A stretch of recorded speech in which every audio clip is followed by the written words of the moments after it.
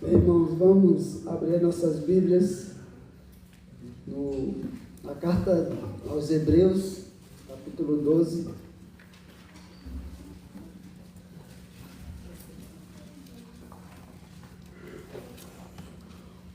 Hebreus, capítulo 12.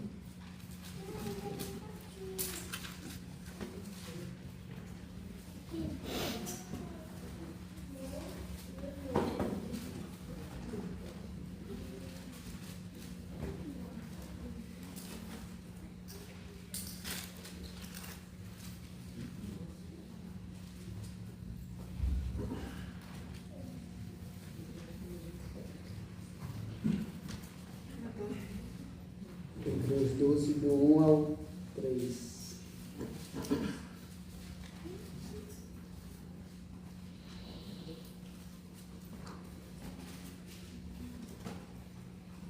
Portanto, também nós, visto que temos a rodear-nos tão grande nuvem de testemunhas, desembaraçando-nos de todo o peso e do pecado que tenazmente nos assedia, corramos com perseverança a carreira que nos está proposta, olhando firmemente para o autor e consumador da fé, Jesus, o qual, em troca da alegria que lhe estava proposta, suportou a cruz, não fazendo caso da ignomínia, e está assentado à destra do trono de Deus. Considerai, pois, atentamente aquele que suportou tamanha oposição dos pecadores contra si mesmo, para que não os fatigueis, desmaiando em vossa alma. Vamos orar ao nosso Deus e observar detalhes desse texto. Vamos. Santíssimo Deus, nós te agradecemos o privilégio, a oportunidade de estarmos reunidos em adoração ao Senhor, grato por tudo o que és, por tudo que o Senhor nos concede em Cristo Jesus, tanto no tempo presente como a vida eterna. Dá-nos, ó Deus, a tua graça. Ilumina nossa mente, nosso coração para compreender a palavra do Senhor, testemunho dos teus servos no passado, e assim sermos edificados, fortalecidos na fé. Inclina o nosso coração, nossos passos, nossa mente a buscar o Senhor, a expressar a nossa gratidão sempre em Cristo Jesus. E fortalece a tua igreja para que continue testemunhando do amor ao Senhor, do amor à tua palavra, buscando cada vez mais fidelidade à Sagrada Escritura, fidelidade a ti, compromisso com a revelação do Senhor em Cristo Jesus. Nós te pedimos. Amém. Bem, irmãos, carta aos Hebreus. Nós não sabemos exatamente quem foi o autor dessa carta, isso com certeza exata, porque o propósito dele foi não ser identificado, né? Como a maioria das cartas eram assinadas logo no início, o autor aos Hebreus não quis ser identificado. Há uma forte inclinação de que ele tenha sido o apóstolo Paulo. E se ele não se identificou, é porque ele tinha abandonado a fé judaica, né? O judaísmo, e ele tinha sido uma pessoa muito influente no meio do judaísmo, e ele não queria que o seu nome, a sua influência comprometesse o objetivo da mensagem, que era diretamente aos hebreus. E os hebreus estavam, e aqui ele escreve aos hebreus de um modo geral, mas também aos cristãos, hebreus que se tornaram cristãos, para que eles não assediados pelos outros judeus voltassem às práticas do judaísmo. Mas quando nós comparamos os textos de Paulo com os textos dessa carta, a gente vai encontrar muita semelhança, né? Muita semelhança. Há alguns comentaristas renomados que discordam disso, e eu discordo deles, né? Porque a gente consegue identificar tanto estruturas de argumentos racionais, como figuras de linguagem e palavras, né? Então, se não foi o apóstolo Paulo que escreveu essa carta, como muitos pais da igreja até mencionavam, a carta de Paulo aos Hebreus era alguém conhecido da igreja, e se não foi o apóstolo Paulo, era alguém que conhecia muito bem o apóstolo Paulo, seus escritos, e era apaixonado por ele, porque ele escreve com muita semelhança, né? Recentemente a gente fez um sermão e mostrou lá na igreja essa similaridade. E é bom que os irmãos que vieram comigo, aqueles 4 seguranças ali, né? Igual a segurança de Paulo, para ele não fugir, né? Segurança de Paulo, ele guardava ele, mas também pedia que ele fugisse, né? Vieram ali me apoiando, mas eles têm a oportunidade de revisar o que ouviram, né? Então, se não for o apóstolo Paulo, foi alguém muito familiarizado com ele, e vimos aquele domingo lá que tem muita linguagem semelhante. A gente pega o próprio motivo da carta. Quando nós lemos o autor aos Romanos, quando nós lemos Paulo aos Romanos, ele tem o mesmo objetivo do autor aos Hebreus. Quando nós lemos algumas coisas que Paulo diz aos Gálatas, aos Colossenses, com relação às práticas judaicas, como sempre sombra de Cristo, nós vemos que esse é o propósito principal dessa carta: mostrar que o sacerdócio de Cristo é superior ao sacerdócio levítico, e todos aqueles rituais e todas aquelas cerimônias apontavam para Cristo, inclusive o descanso.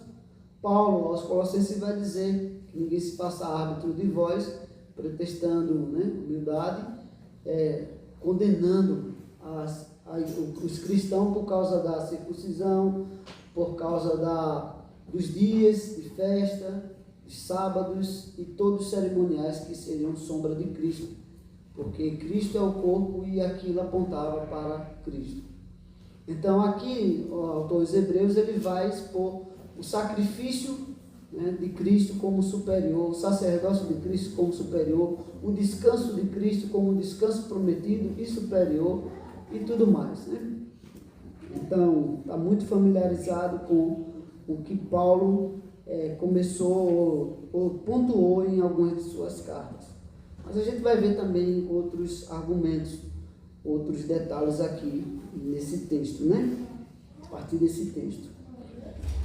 O autor aos Hebreus, no capítulo 11, ele fala acerca da fé, ele fala de alguns exemplos do Antigo Testamento, que chamam de heróis na fé, os primeiros heróis, Abel, Noé, depois Enoque, e depois ele fala dos patriarcas Abraão,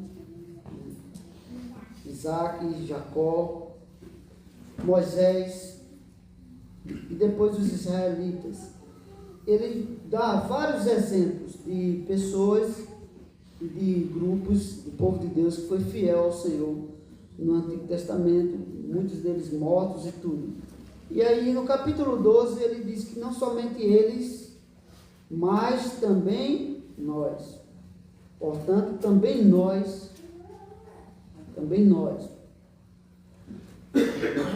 devemos imitar a perseverança deles em meio às provações, e especialmente não apenas o exemplo deles, mas o próprio exemplo de Cristo. Ele vai falar do exemplo dos que vieram antes de Cristo, de fidelidade ao Senhor, e especialmente o exemplo de Cristo em meio às provações.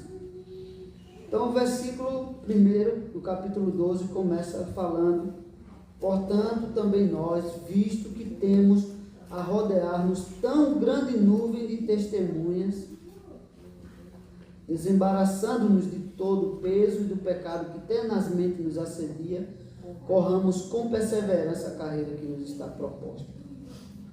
Irmãos, é interessante que aqui nós temos a primeira figura de linguagem usada por Paulo nas suas cartas, na carta aos Filipenses, na carta aos Coríntios, na carta aos Coríntios. E ele também na carta aos Filipenses ele diz que, quando ele fala da sua vida, ele diz: completei a carreira, né? Completei a carreira. E aos Filipenses ele diz que nossa caminhada cristã deve ser como um corredor, e também aos Coríntios, né? Então ele usa aqui, primeira figura de linguagem é uma grande nuvem de testemunhas.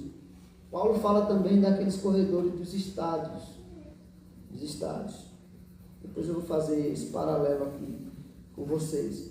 Mas veja, a primeira figura que ele usa é de uma grande nuvem de testemunhas. O capítulo 11 ele fala dos heróis da fé. Então eles já são testemunhas. Inclusive ele diz que eles, mesmo depois de morto, ainda falam. Isso não é base para o espiritismo, mas o testemunho deles que ficou registrado, né, ainda fala de sua fidelidade, de sua perseverança, de suas lutas, de suas perseguições. Mesmo depois de morto, o testemunho deles ainda fala. A gente vê o testemunho do apóstolo Paulo, de fidelidade, de dedicação, de abnegação. Vemos o testemunho dos apóstolos, vemos o testemunho dos profetas, muitos deles mortos, cerrados ao meio. Então há um grande número de testemunhas bíblicas. E quando vemos ao longo da história, também temos uma grande nuvem de testemunhas. Os mártires do Coliseu, temos ao longo da história os reformadores, a dedicação, a fidelidade deles e a morte deles. Teve um que foi tão odiado pela igreja que não conseguiu matá-lo, que mandou desenterrar o seu corpo 43 anos depois e tocar fogo. Já pensou? A raiva que tiveram dos escritos dele, John Wycliffe, né? Desenterraram o resto do altar deles, tocaram fogo. Quando eles não conseguiam queimar os vivos por causa da verdade. Então, esses homens na história da igreja são testemunhas de fidelidade. E nós também, olhando para a vida dos apóstolos, dos profetas, dos apóstolos, dos pais da igreja, dos reformadores e todos os servos ao longo do tempo, nós temos assim uma grande nuvem de testemunhos. A nuvem aponta para algo que está acima de nós. Primeira coisa que a gente vê e pensa é o céu. Além dessas nuvens, quantos crentes, né? Quantos servos de Deus estão lá, né? Estão lá como testemunhas de fidelidade ao Senhor, que nós iremos conhecê-los, né? E viveremos com eles. Quantos estão como uma nuvem de testemunha? Além disso, o próprio Senhor Jesus, ele testemunhou de sua glória, do seu poder, nas nuvens do céu. Nas nuvens do céu. Né? Subindo sobre as nuvens. Então, o próprio Cristo é um exemplo que está diante de nossos olhos sobre as nuvens do céu. Ele foi levado nas nuvens e também a sua volta será nas nuvens. Então, as nuvens testemunham da presença de Deus e da fidelidade ao Senhor. Quando Deus desceu ao monte, ele veio, a nuvem descia, né? A nuvem acompanhava o povo. Então a própria nuvem, como símbolo da presença de Deus, é testemunha, né? Testemunha. Mas além disso, o autor também está pensando naqueles que estão no céu, além das nuvens, ele está pensando no número de pessoas como se fosse um estado. Paulo aos Coríntios, ele disse que nós somos martirizados, eles eram martirizados sob a expectativa, como um espetáculo horrendo para o mundo.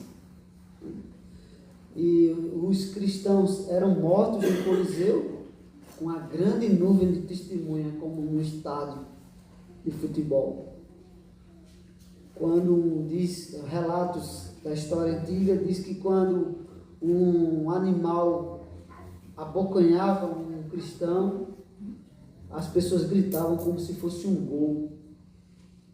As pessoas vibravam, gritavam. diante daquele espetáculo de morte. Pensou? Enquanto isso, muitos eram queimados para iluminar o próprio estádio, amarrados em estacas. E qual era a acusação e o motivo de serem mortos? Nega a fé em Cristo ou morre?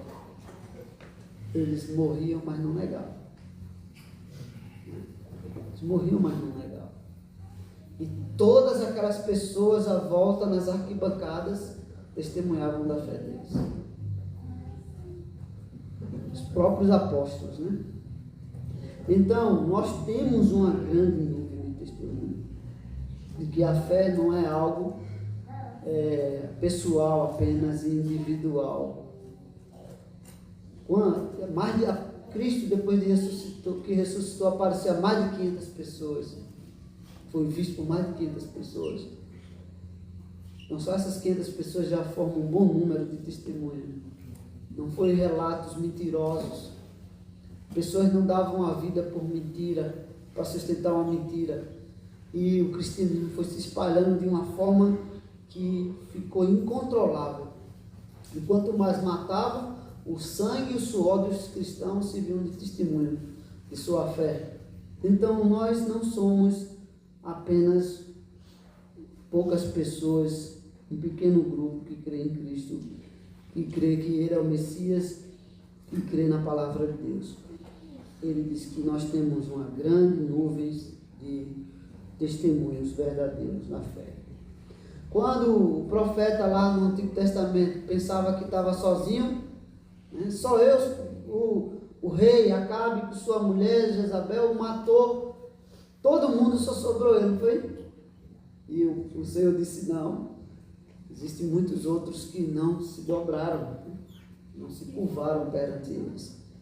Então, mesmo que o profeta pensasse que era testemunha verdadeira sozinho, ali naquele contexto, ele não era. Deus ainda tinha preservado muitos outros. Então, nós temos aí exemplos, muitos exemplos ao longo do tempo de fidelidade ao Senhor. Mas aí ele também passa para outra figura. Então, nós devemos nos desembaraçar, nós devemos nos livrar daquilo que nos atrapalha no testemunho da fé.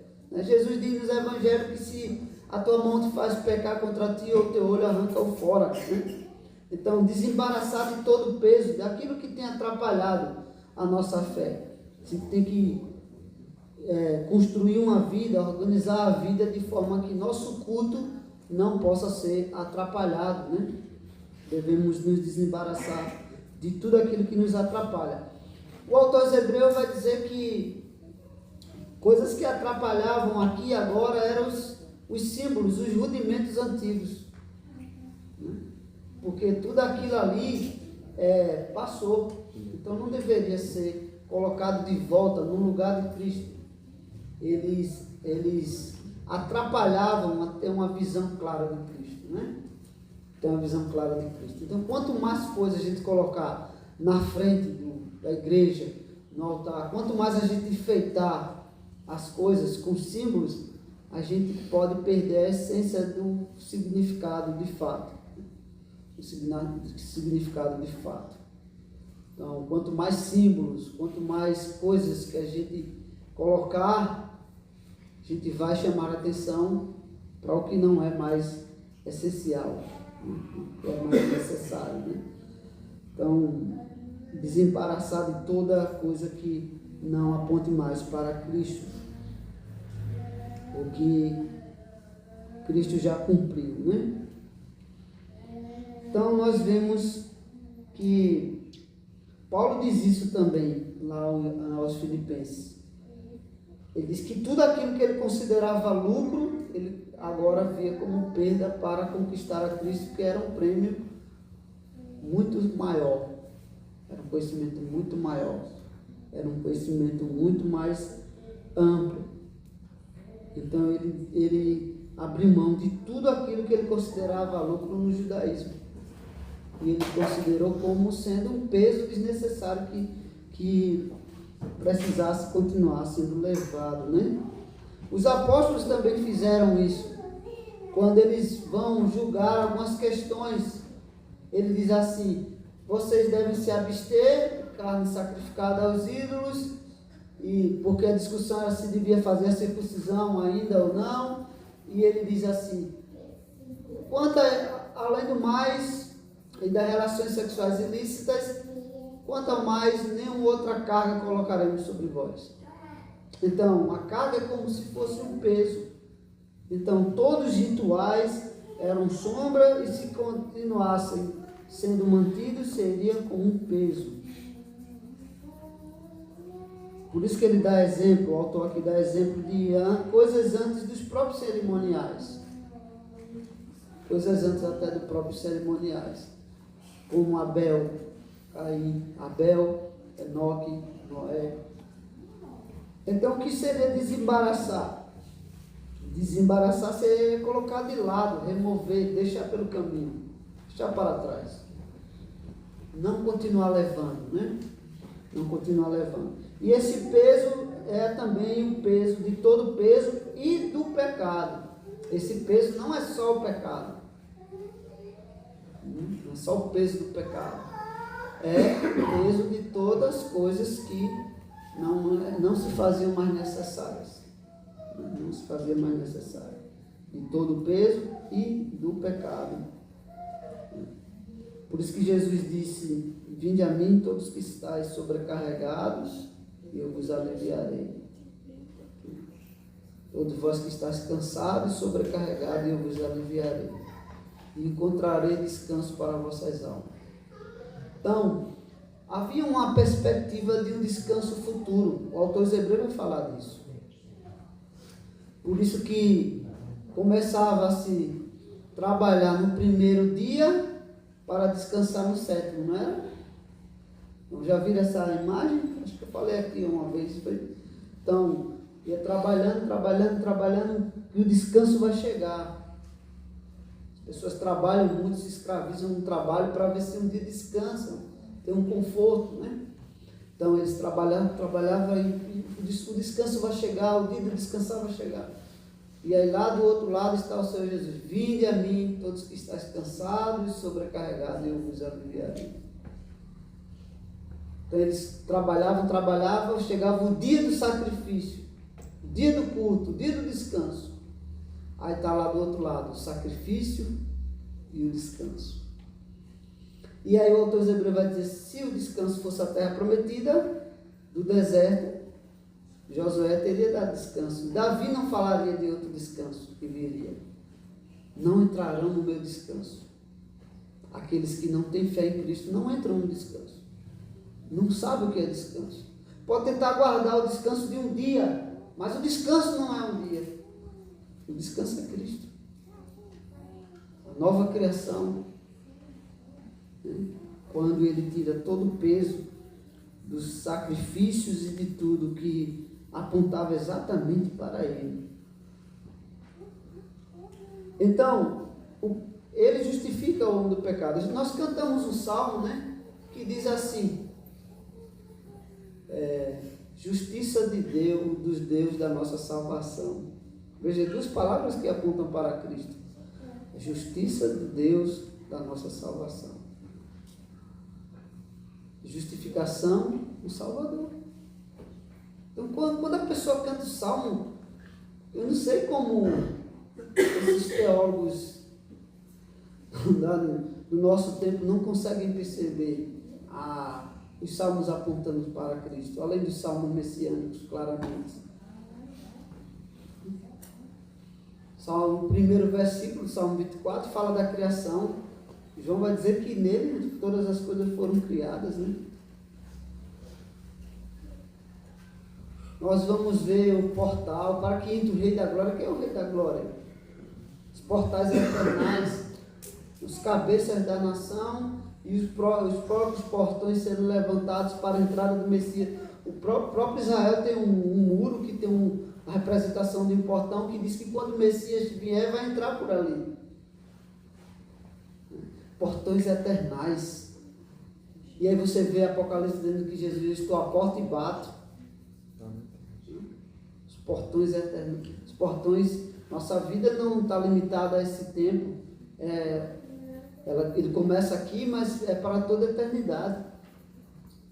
Então você vê muitas aplicações do Evangelho nos Salmos, apontando para a perspectiva messiânica. Você vê o Salmo 22 fala do sofrimento do Messias, 23 do pastorado dele, da mesa, na presença dos adversários, na morada celeste, e o 24, o Rei da Glória, fala do Rei da Glória, da vinda do Rei da Glória.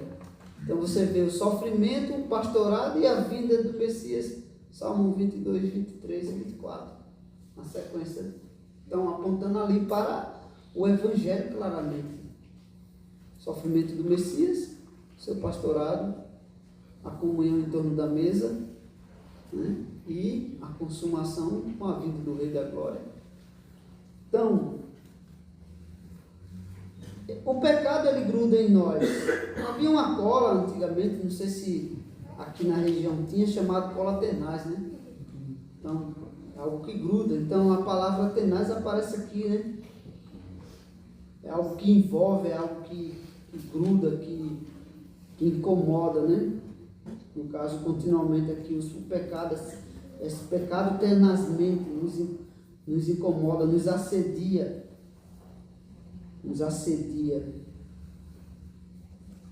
O pecado ele tenta nos prender, ele tenta nos seduzir, ele tenta nos segurar, gastar a nossa força, nos conquistar. O assédio é uma tentativa de conquista não para o bem, mas para apenas ser usado por ele, né? Então, ele diz aqui, desembaraçando todo o peso, corramos com perseverança a carreira que nos está proposta. Corramos com constância, com propósito, com fidelidade a carreira que nos está proposta, que Deus nos deu, né? Que Deus nos propôs. Que Deus colocou diante de nós, que Deus destinou para nós. Por isso que o autor, aos Filipenses, vai usar a mesma linguagem. Ele usa aqui a linguagem de duas linguagens, de um corredor e de um lutador. Certo? Você já viu quando vai um lutador entrar no ringue, no autódromo? Como ele entra? Normalmente ele entra com um casaco, ou ele entra com o seu cinto de campeão, quando é um campeão que está sendo desafiado. Mas ele luta com aquele cinto, ele luta com aquela capa, com aquele casaco. O que é que ele faz? Ele tira tudo e vai para a performance de luta. E na cultura grega, o atleta, ele tirava tudo mesmo. Hoje eu ainda uso um shortinho, né? E no contexto não, no contexto eles tiravam tudo mesmo. Nada podia atrapalhar a sua luta, nada podia atrapalhar. O oponente não podia segurar nada na roupa dele. Havia lutas que eram sem roupa nenhuma. Então eles tiravam tudo que fosse atrapalhar, tudo que fosse causar algum incômodo, algum obstáculo quando ele começasse a suar, alguma irritação. Eles lutavam mesmo sem roupa, né? Com isso, as performances de luta e também de corrida, né? É por isso que as imagens dos deuses eram retratados sem roupa. No máximo, o artista colocava uma folhinha no lugar, mas normalmente você vai ver pinturas e imagens antigas dos deuses sem nada, né? Mostrando até as partes íntimas ali naquela arte, né? Então, Paulo diz que o atleta em tudo se domina para conquistar uma coroa corruptível. Então ele treina, ele vai participar de uma luta na categoria. O que é que ele faz? Ele treina até chegar no peso ideal. Ele se livra do peso extra. quando ele vai correr, pode observar os atletas. Eles fazem dietas severas, exercícios severos, para ele se livrar do peso extra, da gordurinha extra, para ele estar na sua melhor forma, para conquistar uma coroa corruptível, que era muitas vezes um raminho de flor, né? Esse raminho de flor que colocavam na cabeça tinha vindo da cultura grega de Apolo. Apolo é considerado um dos deuses ou semideuses do esporte, da música, da poesia. Diz que ele se apaixonou, ele veio de um trabalho, né, que ele fez, de uma luta, que ele usava, uma das principais armas dele era o arco e a flecha. Então ele veio de uma luta, e inclusive a palavra Apolo é usada para apologética, defesa da fé. Então, Apolo vinha de uma luta e encontrou o Cupido, né, o Eros, como chamavam, era o Cupido, o Eros. E ele diz assim: o que é que um menino faz com um arco, com a arma de homem? Aí ele desafiou: então escolha uma arma para a gente lutar. E aí o Cupido, na hora da luta, atirou duas flechas. Ia passando uma ninfa, que era uma jovem semideusa, e ele atirou uma flecha de ferro nela e uma flecha de amor nele, né? E aí ele se apaixonou por ela e ela ficou com o coração endurecido. E aí o que foi que ele fez? Ele fez de tudo para conquistar ela. Começou a correr atrás dela, só que ele era atleta e ela correndo desesperada. E ele disse: não fuja de mim, eu quero te dar o meu amor. E aquela perseguição toda, né? E chegou um momento que música, poesia, enquanto corria, e aquela coisa toda. E aí ela foi atravessando um rio, era o pai dela, e pediu: pai, me livra desse homem. Aí transformou ela em uma árvore. Quando ele chegou, ele não teve mais jeito, agora a mulher é uma árvore, né? Foi o que ele fez. A cultura grega diz que ele abraçou-se com a árvore, não podendo mais casar com ela, arrancou um galinho de flor e colocou aqui, né? Para lembrar dela. E aí voltou. E como era um atleta, e aí os gregos passaram a usar uma coroa de flores como símbolo de prêmio à conquista do atletismo. Ganhava fama, uma quantia de dinheiro e uma coroa que se corrompia. Então os homens faziam de tudo para conquistar essa coroa, essa fama, esse lugar no pódio. E aí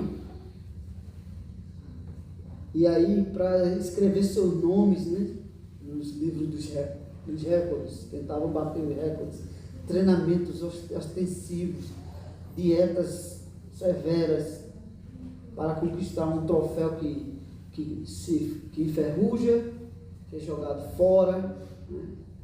Ou um nome que é esquecido no livro. Você sabe, né, o nome dos batedores de recordes aí, dos atletismos aí, das modalidades. Então o lutador, ele se livrava do peso para lutar. Paulo usa a expressão dizendo o seguinte, que na luta ele esmurra a própria carne para ele não se tornar desqualificado. Vamos lá dar uma olhadinha nos textos.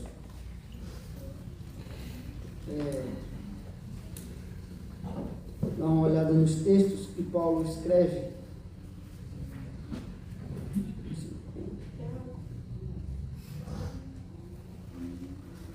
Ele fala lá, primeiro ele fala lá em Filipenses. Vamos logo em Filipenses. Filipenses,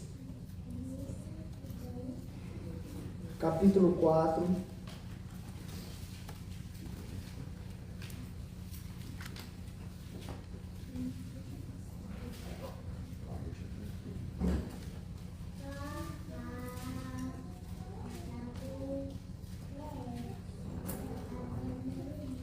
Filipenses capítulo 4.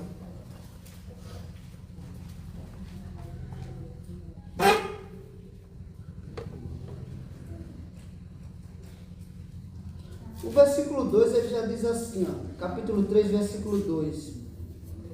Filipenses capítulo 3, versículo 2.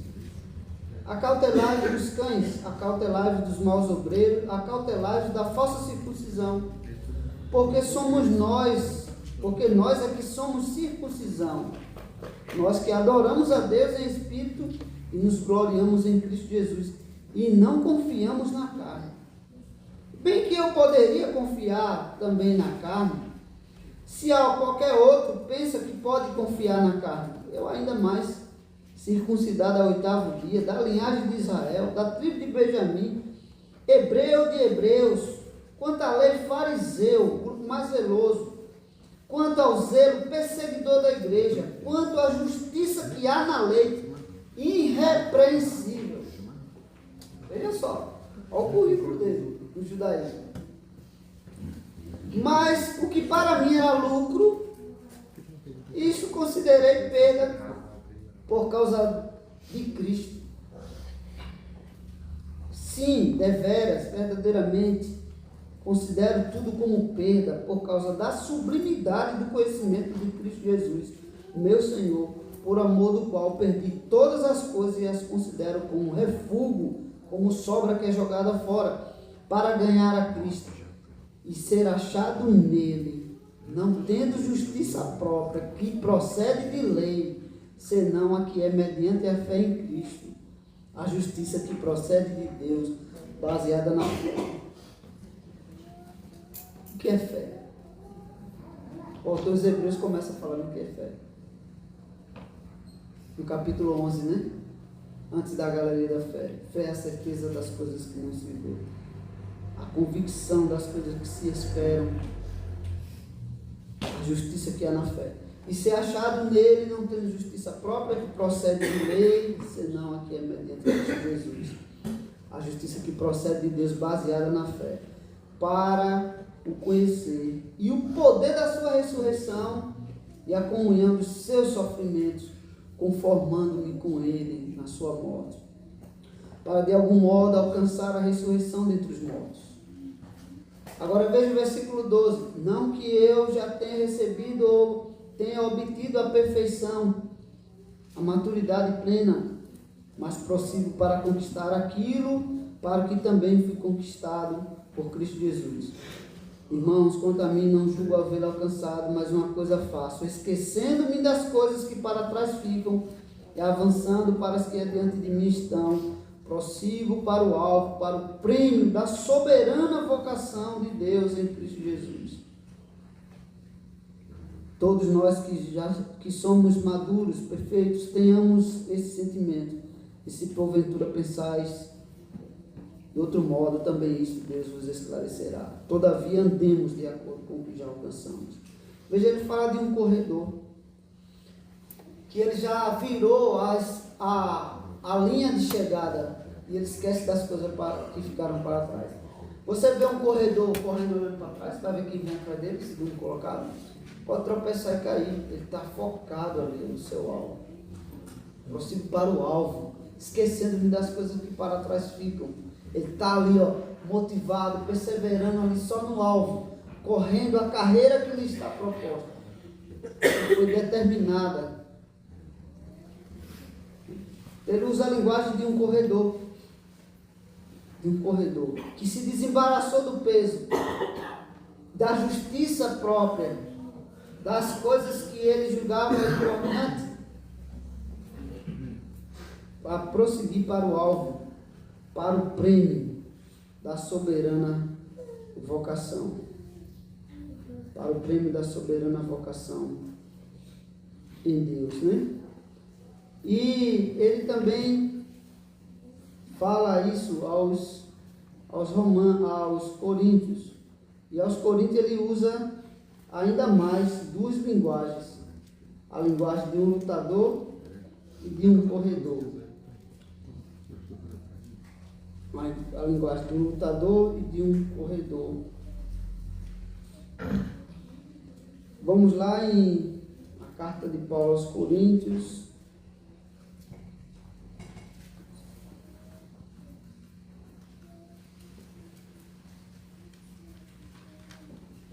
Primeira Coríntios capítulo 9, versículo 26 e 27. versículo 24 a 26. 1 Coríntios, capítulo 9. Veja o que ele diz aqui. 1 Coríntios, capítulo 9, versículo 24 e 26. Veja a linguagem de Paulo, semelhante à linguagem dos Hebreus.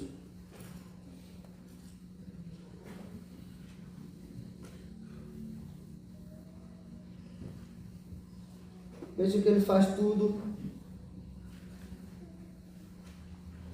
para conquistar, né? Fala do regime da lei. No capítulo 9, versículo 20 e 21, ele fala do regime da lei. Agora veja o versículo 23. Tudo faço por causa do Evangelho, com o fim de me tornar cooperador com ele. Não sabeis vós que os que correm no estádio, todos na verdade correm, mas só um leva o prêmio? Correi de tal maneira que o alcanceis. Corramos com perseverança a carreira que nos está proposta, o autor Hebreus diz. Correis de tal maneira que o alcanceis. Está dizendo a mesma coisa. Todo atleta, versículo 25, em tudo se domina, aqueles para alcançar a coroa corruptível, nós, porém, a incorruptível. Assim também corro eu, não sem meta, não sem alvo. Assim luto, não desferindo golpes no ar, mas esmurro o meu corpo e o reduzo à escravidão, para que, tendo pregado a outro, não venha eu a ser desqualificado. O autor Hebreus fala dessa desqualificação no capítulo 6. Aqueles que abandonaram Cristo, é impossível restaurar a fé deles. Veja que ele diz: eu esmurro o próprio corpo, eu sou como um atleta, eu não desfiro golpes contra o ar. Ele se desembaraçou de todo o peso, ele corre, ele usa a linguagem aqui ele usa a linguagem do atleta, do estádio, do lutador, a mesma coisa que usa lá, nuvem de testemunhas de um atleta correndo com perseverança no estádio. Porque as corridas não eram apenas na rua, tinha aquelas corridas que corriam em círculos, ou aquelas corridas de 100 metros. Né? Então, o apóstolo Paulo usa a mesma linguagem que o autor aos Coríntios usa. Interessante que no capítulo 10, agora ele faz uma inversão. No capítulo 10 ele fala dos exemplos da história de Israel. E que os cristãos também devem, a mesma semelhança, fugir da idolatria. Veja que ele usa a linguagem do atleta e do corredor, e em seguida os exemplos dos heróis, ou os exemplos da história de Israel. Interessante. Ele usa a mesma estrutura racional, lógica do apóstolo, do autor dos Hebreus. Veja o que ele diz no capítulo 4 de 1 Coríntios. Capítulo 4, versículo 9.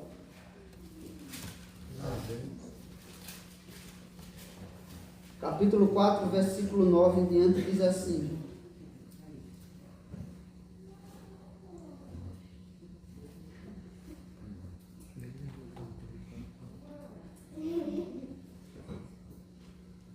porque a mim me parece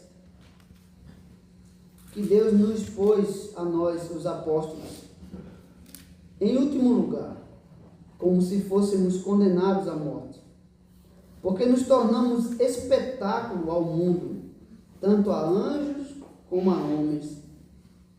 Nós somos loucos por causa de Cristo, e vós sábios em Cristo, nós fracos e vós fortes, vós nobres e nós desprezíveis. Até a presente hora sofremos fome e sede e nudez, e somos esbofeteados e não temos morada certa.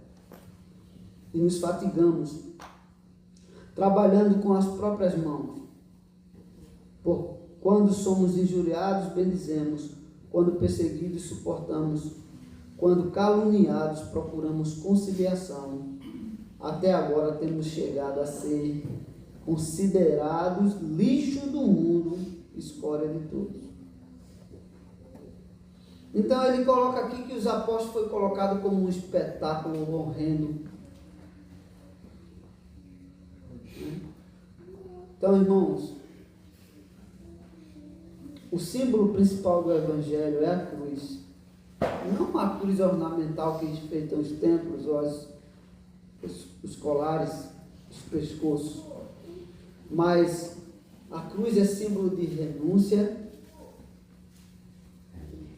é símbolo de vergonha, era símbolo de desprezo, era a crucificação do orgulho, do ego, a renúncia do próprio coração, da própria vida, era símbolo de morte.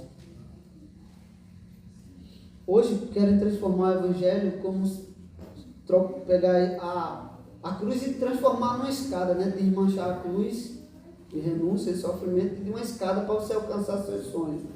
Ou sonha uma escada para subir para o céu e chegar na glória, tudo bem. Ou então não pode, de vitórias na terra. Mas o símbolo do cristianismo é de sofrimento, era a cruz. Então o apóstolo diz aqui, e ele lutava, e ele diz que foram colocados como um espetáculo, num lugar para ser as testemunhas visualizarem ali seu sofrimento e morte.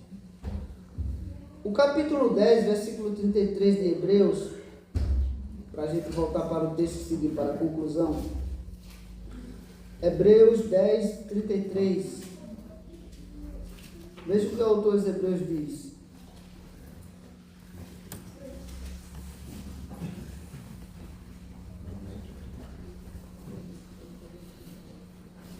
Versículo 32 já diz assim: lembrai-vos, porém, dos dias anteriores, em que depois de iluminados, sustentaste grandes lutas e sofrimento. Quando o apóstolo Paulo se converteu ao cristianismo, o que é que aconteceu? Açoites, prisões, defamações, abandono.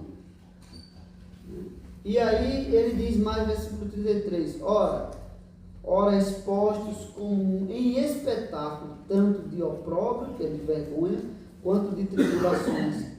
Ora, tornando-os cooperadores, tornando-vos coparticipantes com aqueles que deste modo foram tratados.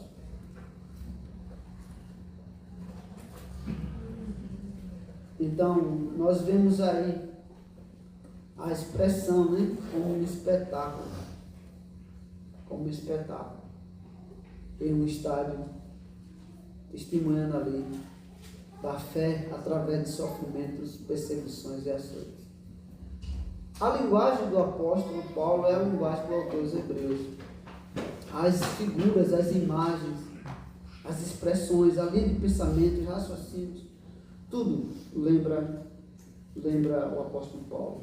Mesmo que não tenhamos assim a certeza plena de ter sido ele que escreveu, mas o pensamento e as expressões e as ilustrações estão presentes na carta do apóstolo, né? Então nós vamos voltando para o texto para seguir para a conclusão. Veja que ele diz que nós devemos olhar, correr com perseverança a carreira que nos está proposta, olhando firmemente para o autor e consumador da fé, Jesus, o qual, em troca da alegria que lhe estava proposta, suportou a cruz, não fazendo caso da ignomínia, da vergonha, e está assentado à destra do trono de Deus. Paulo fala isso o tempo todo também em suas cartas, né? Ele diz: aquele que começou a boa obra em vós, há de completá-la até o dia final. Começou, autor, há de completá-la, consumador da fé. Então, mesmo que usem palavras diferentes, a linha de raciocínio é a mesma. E o tempo da linguagem pode ter evoluído, né? Mas Paulo conhecia muito bem o judaísmo por dentro e por fora, e ele era um dos mais aptos a expor esse assunto, como está exposto na carta aos Hebreus, olhando firmemente para o autor e consumador da nossa fé, aquele que começou a boa obra em nós. Paulo também fala da questão da humilhação de Cristo. Ele se esvaziou de sua glória, não usou de usurpação ser igual a Deus, antes se fez carne, se humilhou. E aqui o autor Hebreus diz que ele suportou a cruz, não fazendo caso da vergonha que passaria. Depois Paulo também fala da ascensão de Cristo, está à destra do Pai, de onde governa todas as coisas, colocou o último inimigo sobre os seus pés e entregou a autoridade da igreja. O autor aos Hebreus diz aqui, ele está assentado à destra do trono de Deus. Você pega a carta aos Hebreus, você vê o início, essa estrutura de doxologia, de adoração, logo no início. E depois ele vai para o versículo 3, dizendo assim: considerai, pois, atentamente aquele que suportou tamanha oposição dos pecadores contra si mesmo, para que não vos fatigueis desmaiando em vossa alma. Então, o maior exemplo de sofrimento que a gente pode ter não é o de Jó, não é dos patriarcas, não é dos profetas, mas do próprio Cristo. Porque todos esses, mesmo sendo santos homens de Deus, eram pecadores em Cristo. Cristo se humilhou, se fez homem, viveu debaixo da limitação que os homens têm. Como a criança precisou ser amamentado, precisou da mãe para enrolá-lo, carregá-lo no braço. Teve sede e não tinha o que puxar água do poço. Cansado, dormiu no barco. Comeu espiga de milho no caminho. Não tinha onde repousar a cabeça. E no final foi desprezado, rejeitado, blasfemado, açoitado, cuspido, bofeteado, feridos e morto de cruz. E não fez caso da ignomínia, da vergonha. Sabe como era? Porque a pessoa era crucificado, além de levar fama de homem malfeitor, de perigoso, ele era pregado sem roupa. Tinha aquela roupinha ali. Era para ficar ali exposto à vergonha. E Cristo suportou isso. Suportou isso. Então, o maior exemplo de sofrimento, o que a gente deve olhar atentamente, considerar, é o exemplo de Cristo. Como trataram Cristo? Como foi o julgamento dele? Você acha que existe no Brasil julgamento injusto em andamento? O de Cristo foi muito mais. Alugaram testemunhas falsas e marcaram a reunião de madrugada. Teve sacerdote que compõe o sinédrio, que nem sabia que julgamento é esse que ninguém foi comunicado. Não houve nem data de julgamento. Pegaram o homem, levaram preso e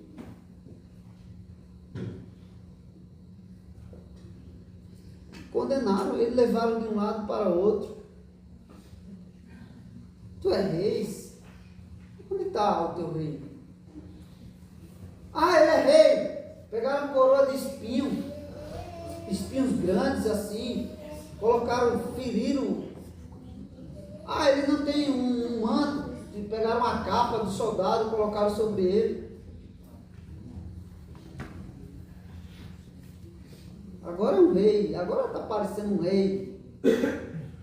E para os zombarem ainda pregaram na cruz assim, para humilhar os judeus, rei dos judeus. Ah, você acha que esse homem poderia ser rei? Olha, o rei de vocês está sendo morto. Isso sirva de exemplo para qualquer um que queira ser rei. O rei que a gente colocou sobre vocês é Herodes. Herodes, justiça dos homens maus, opressores, eles que escolhem quem governam os seus países. Não importa o crime, não importa a maldade. Lá no livro de Juízo, um exemplo, que pede a um espinheiro que reine sobre as árvores frutíferas. O que é que um espinheiro produz?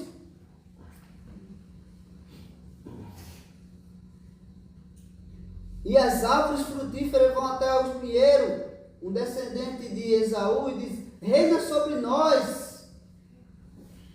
Herodes, um idumeu, descendente de Esaú, reina sobre nós.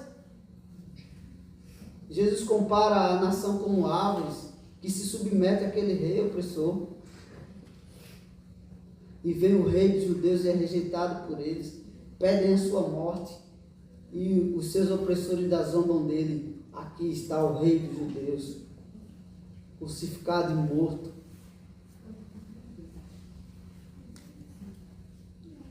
E foi perante Herodes zombando, escarnecendo. Homem tão vil que Jesus, como ovelha muda, foi levado perante os seus tosqueadores, não abriu a sua boca. Homem que não merecia nem a resposta de Cristo.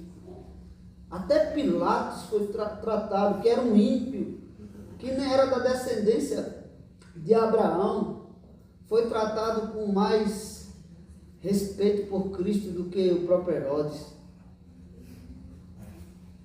Quando Jesus chega para ele, ele diz assim: na minha mão está o poder de te livrar.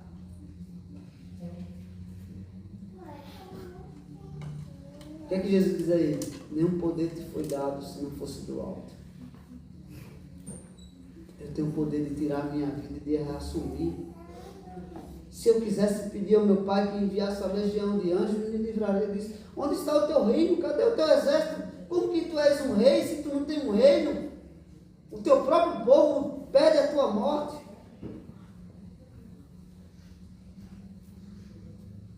Pensou? Mas Jesus não veio para ser livrado da morte pela mão dos homens. Pedro estava disposto a dar a vida por Cristo, cortou a orelha do soldado, isso já era suficiente para morrer também junto com Cristo.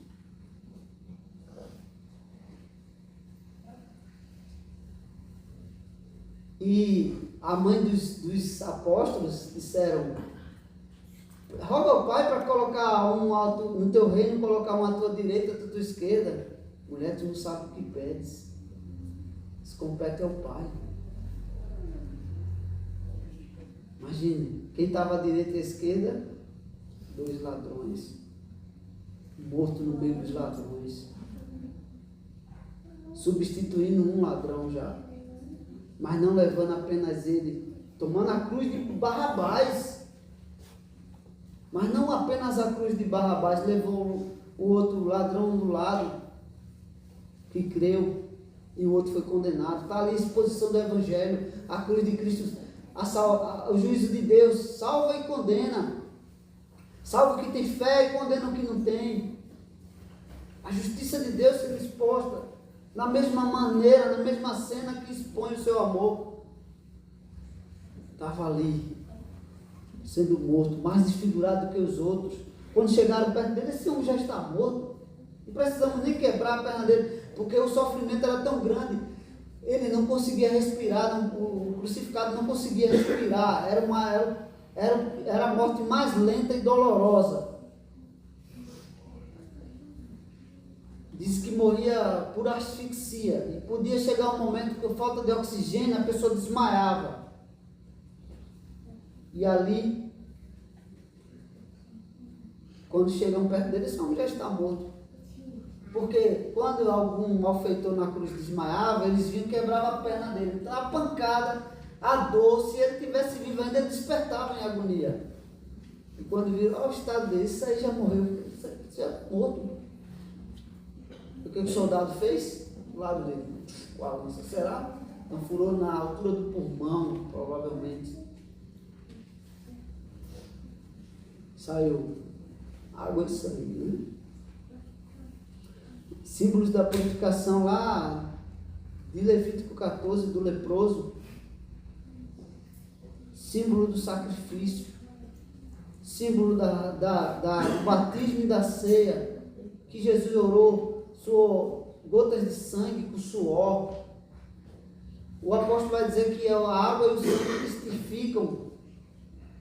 Os dois símbolos da ceia, do sacramento de Cristo, das ordenanças de Cristo, a água do batismo e o sangue da ceia, como símbolo de purificação, saíram naquele momento ali. O sangue derramado, a água derramada sobre o pecador para purificá-lo. A aspersão do sangue. Por isso que a forma correta do batismo não é a imersão, é a aspersão. Aspersão no sangue. O sangue é derramado sobre, a água é derramada sobre, quando furaram, a água caiu sobre eles, veio de cima. Como o Espírito Santo vem de cima. O homem não mergulha no Espírito, o Espírito é derramado sobre nós. O Espírito é um símbolo, um agente de purificação no sangue de Cristo. Então você vê as doutrinas claramente, em tudo numa cena. Mas estava ali o Salvador sendo morto. E por que não quebraram nenhuma perna dele? Nenhum osso, nenhum dos seus ossos seria quebrado. Porque não quebrava os ossos do cordeiro, mas desfiava a sua carne. Pelas suas feridas somos sarados, sua carne rasgada. Por isso que o pão é partido. Como lembrando a carne de Cristo sendo rasgada. Por isso que o seu corpo foi rasgado com os açoites. Foi zombado, escarnecido. Então, irmãos, se os cristãos sofreram, se os apóstolos sofreram, se os servos de Deus sofreram, os profetas, os patriarcas, quanto mais Cristo. Eles considerai atentamente, olhando atentamente. O que é considerar? É pensar.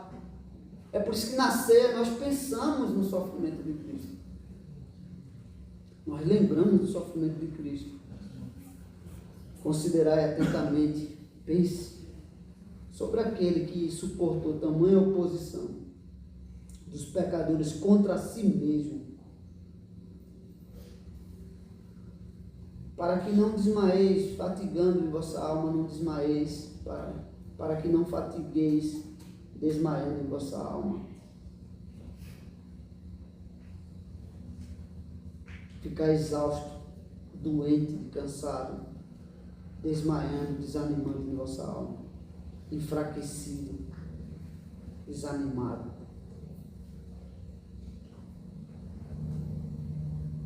Porque a gente sofre injustiças, mas muito mais injustiça sofreu Cristo. É só perseguição, defamação, muito mais foi Cristo. E se a gente sofrer qualquer injustiça por causa de Cristo, da fidelidade à palavra, ao Evangelho, à Escritura, não é motivo de nossa tristeza e lamentação, mas de regozijo, regozijai-vos e exultai. Porque assim perseguiram os profetas e os apóstolos. Se condenarem vocês de forma injusta, lembrem que assim fizeram com Cristo. Se vos tirarem todos os bens e a própria vida, que isso seja motivo de alegria. Por causa da fidelidade à palavra de Deus, que seja motivo de alegria. Porque muitos desses se consideram judeus e não são. E podemos aplicar, se consideram cristãos e não são. Porque não amam a Escritura. Não amam a Escritura. Amam os recursos do mundo, os bens do mundo. Usam o próprio Evangelho como pódio, escada para suas conquistas, suas vaidades, seus egos, corações cheios de cobiça, avareza, ambições. Usam a igreja para construir seu reino na terra, seu próprio tesouro perecível. Muitos usam o próprio Evangelho tosquiam as ovelhas de Cristo em benefício próprio, se forem perseguidos por causa da justiça, da fidelidade à palavra, que não seja motivo de tristeza, de lamentação, mas de alegria, porque foi assim que os ímpios, ditos religiosos da época, fizeram com os cristãos de verdade, de fato.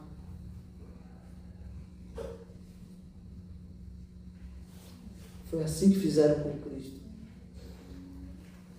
Se juntaram, covil de corruptos, gente de Israel, sacerdotes,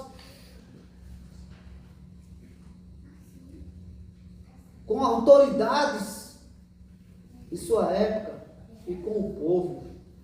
Então, considere atentamente para que não fatigueis, desanime ou venha relaxar na fé, desmaiando vossa alma. O que é que Paulo diz aos Colossenses? Não andeis ansiosos de coisa alguma. Aos Filipenses: contudo, sejam conhecidas diante de Deus a vossa moderação, ações de graça, súplica, oração. A paz que excede todo entendimento guardará o vosso coração em Cristo Jesus. Perto está o Senhor. Perto está o Senhor. Tanto de sua vida como perto do seu povo. Eis que estou convosco até a consumação dos séculos. Mesmo eles sendo mortos. É por isso que eles não negavam a fé. Mesmo quando queimados vivos ou lançados às feras. Não é porque eles queriam bem no mundo. É porque o bem dele era muito além disso aqui.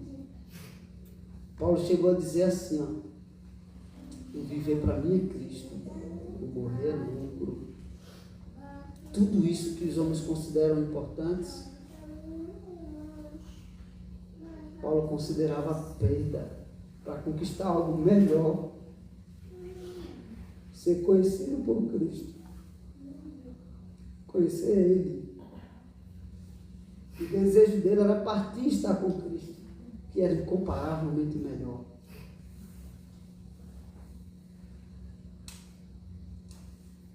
Mesmo que ele desejasse continuar com os irmãos,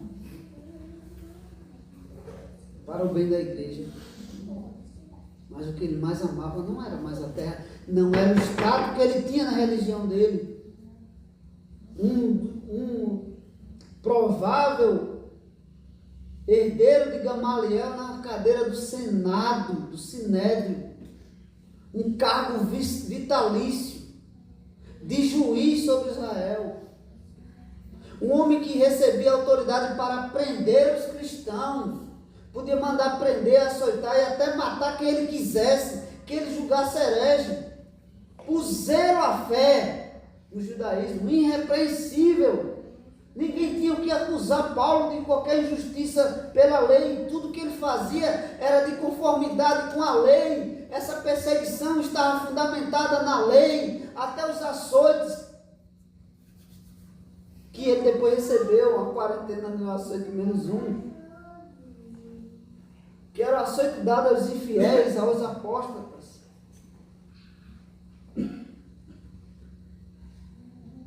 Quando ele encontrou Cristo, que o derrubou do cavalo,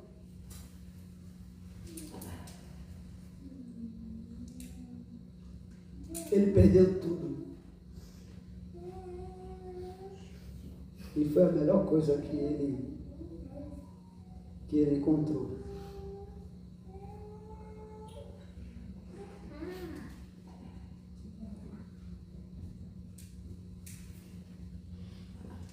Porque na verdade ele não encontrou. Ele foi encontrado.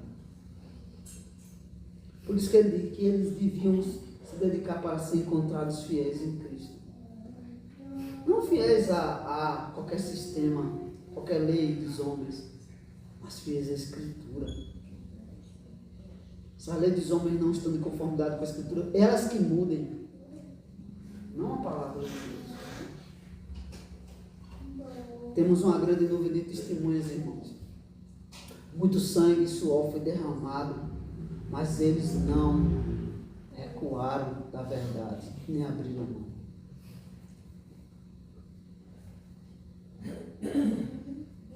Antigo, Novo Testamento na história da igreja.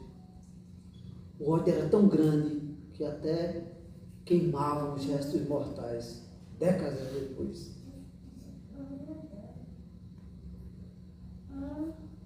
Que Deus nos dê fidelidade, que a gente venha olhar atentamente para Cristo, principalmente Cristo, que fizeram com Ele. E Paulo chega até a dizer, nós completamos, ou seja, nós damos continuidade ao desprezo e tudo que fizeram com Cristo. É como se e Jesus mesmo disse, se perseguiram ao dono da casa, quanto mais os seus discípulos. Quanto mais os seus discípulos. Então não espere honra do mundo se você for fiel à Escritura, nem glória do mundo, nem status do mundo. Não espere. Se crucificar o nosso Senhor, quanto mais a nós, seus discípulos. Nosso tesouro principal não está aqui nas coisas perecíveis, mas em Deus e nas coisas eternas em Cristo Jesus. Amém.